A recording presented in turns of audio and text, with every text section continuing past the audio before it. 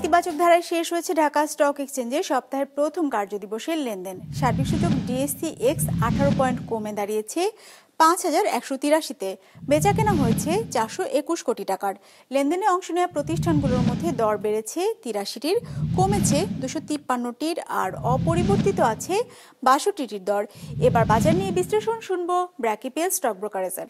আজ ডিএসসিএক্স index close হয়েছে 5183.36 পয়েন্টে, যা গত বৃহস্পতিবারের তুলনায় 18.34 পয়েন্ট কম। আজ টার্নওভারের দিক থেকে মার্কেট নিম্নমুখী প্রবণতা প্রদর্শন করে, যা গত বৃহস্পতিবারের তুলনায় 15.3% কম।